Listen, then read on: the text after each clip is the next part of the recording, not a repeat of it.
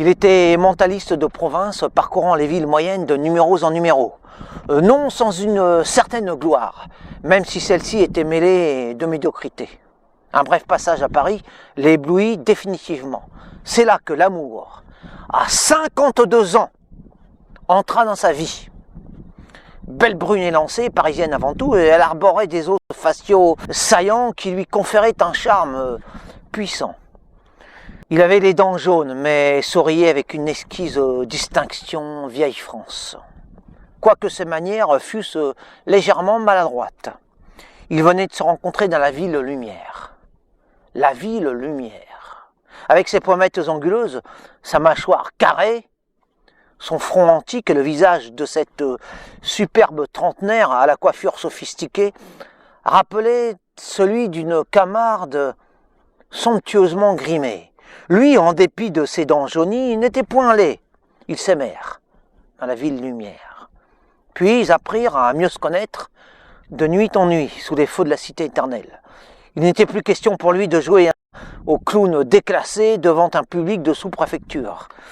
Le mentaliste devait tenir son nouveau rôle d'amant à part entière, avec ses dents teintées, il est vrai. Elle, sépulcrale, mais belle femme malgré tout, des étoiles plein la tête, depuis leur rencontre, ne voyait plus la dentition douteuse de cet authentique provincial que les feux de la capitale avaient étourdi.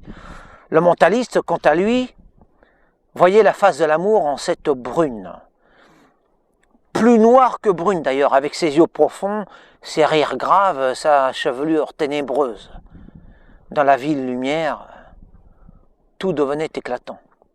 Il riait à pleines dents, tandis qu'elle lui faisait des charmes sans fin, avec sa belle chevelure, ses os proéminents et tous ses artifices mondains. Dans la ville Lumière, la lourde province s'était étrangement combinée avec l'élégance, une fusion improbable du sabot et de la semelle délicate, et contre toute attente parfaitement réussie.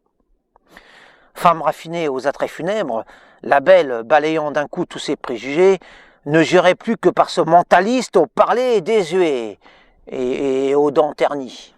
Vraiment, elle rayonnait de beauté, de cette beauté chaude, venimeuse, orientale, qui fascine, effraie et fait rêver. Le mentaliste, un peu gras, la veste démodée, avait l'air de ce qu'il était. Un galant anachronique un peu rusteau. Lui avec ses dents négligées, elle avec ses traits quasi cadavériques. Ils formaient un couple fulgurant, soudés comme deux éclairs simultanés, deux flammes d'un même orage. En fait, deux spectres. Le premier un peu ridicule mais touchant, le second dégageant un mystère un tantinet macabre. L'un ressemblait à une vieille photo jaunie, l'autre faisait songer à une grande statue mortuaire, et ils se perdirent dans la ville Lumière. L'histoire ne dit pas ce qu'il advint de ce couple insolite, car nul ne le revit plus jamais, mais nous imaginons qu'il s'est volatilisé dans les lumières de la ville, désagrégé, dématérialisé, pulvérisé en direction des étoiles, juste au-dessus de la ville Lumière précisément, lui, avec ses dents colorées, elle, avec sa tête en forme de crâne.